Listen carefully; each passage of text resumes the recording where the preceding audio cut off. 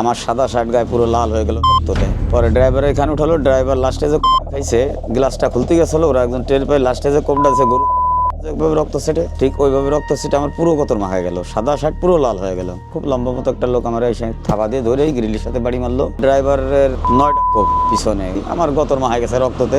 ওরাই ড্রাইভ করে ওইখানে নামলো, একটা গাড়ি আসলো, ওরা নামার পরে গ্রিলটা ওরা আটকায় দিয়ে গেল। মহিলারা কিছু কিছু চিল্লাচিল্লি করতেছিল, ওরা শুধু বললো যে কেউ চিল্লাবেন না, চিল্লালে কিন্তু গাড়িতে বোম মারবো।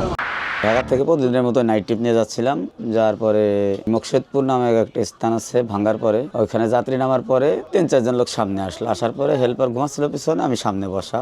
খুব লম্বা মতো একটা লোক আমার এসে থাবা দিয়ে ধরে গ্রিলের সাথে বাড়ি মারলো। হ্যাঁ, জায়গাটা তো পুরো ফাঁকা রাস্তা, বিশ্ব রোডের রাস্তা, রাত্রে বেলা তো বোঝেনি না। সামনে যে একজন প্রস্রাব করার কথা বলছিল, কিন্তু ওই সুযোগে 3-4 জন লোক এসে ড্রাইভারে উঠাচ্ছে যে ওট ওট, আর ড্রাইভারও হতভম্ব হয়ে গেছে যে উঠতি করতেছে, কারা উঠতি বলতেছে আমারে। পরে যখন ড্রাইভার স্টার্টিং ছাড়তেছিল না, মানে ওরা স্টার্টিং নেওয়ার ধান্দায় ছিল, জোরাই ড্রাইভ করবে। পরে ড্রাইভার কোয়ানোর পরে আমার আর কথা বলতে দিল না। আমার 2 পকেটে ক্যাশ ছিল, দুই পকেটে ওরাই হাত দিয়ে ক্যাশ নিল, মানি ব্যাগ নিল, 2টা ফোন ছিল, বাটন ফোন একটা, টাচ ফোন একটা নিয়ে নিল। নিয়ে নেওয়ার পরে ড্রাইভারে উঠাই ফেললো, ওখান থেকে উঠাই ওরাই ড্রাইভ করলো।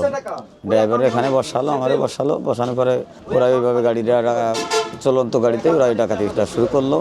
করার পরে এক পর্যায়ে ওরা গোপালগঞ্জ যাওয়ার আগে নিমতলা নামক একটা স্থান আছে, শুধু আমি শুনতে পেলাম ওরা বলতেছে যে সে আসে না এখন, মানে ওদের থেকে একটা গাড়ি আসবে। পরে নিমতলা গাড়ি ওরাই চাপাই দিল। চাপাই দেওয়ার পরে তখন ড্রাইভারের 9টা পিছনে 9টা কোপ ওরা আমি ধরে রাখছি, আমার গতর মাখায় গেছে রক্ততে।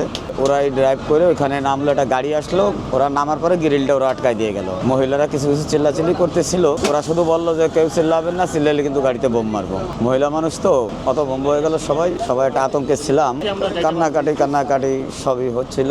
পরে ওরা নিমতলা নামে ওইখান থেকে একটা হাইক্স গাড়ি আসলো, হাইক্স গাড়িতে উঠে গেল। পরে আমরা পুলিশ লাইন গেলাম, যাওয়ার পরে সার্কেল এসপি আসলো, এসপি স্যার আসলো, গোপালগঞ্জ সদর হাসপাতালে ড্রাইভারে ভর্তি করলাম। 9টা সেলাইগুলো সব পিঠের এইখানে। পরে ড্রাইভাররা ডিটেলস নিল, পরে যাত্রীদের কাছে সব কিছু জিজ্ঞেস করলো। যাত্রীরা বললো যে না, গাড়ির স্টাফের কোনো দোষ নেই, কারণ এরা পথে কোনো জায়গায় ব্রেক দিয়ে যাত্রী উঠায় নাই, নামায়ও নাই। এরা নবীনগর থেকে টিকিট কেটে উঠছিল, 7 জন একসঙ্গে ছিল।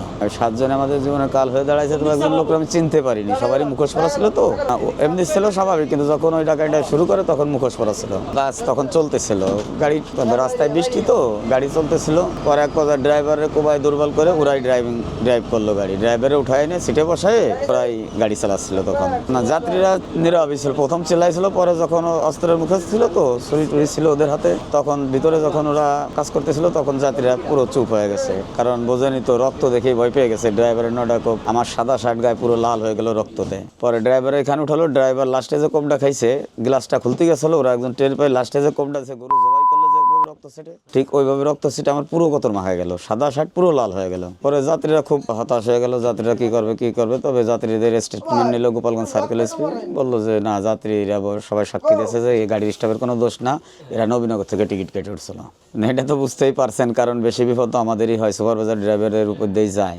হ্যাঁ, এটাই তো, যেহেতু ড্রাইভারের কোপ 9টা, তখন তো আমি তো আতঙ্কে আছি, আমার মাথায় এসে ফুলের দাগটা এখন আছে। যখন গ্রিলের সাথে বাড়ি মারল আমাকে, তখন তো বুঝতেই পারছেন যে মনের অবস্থা কি থাকে।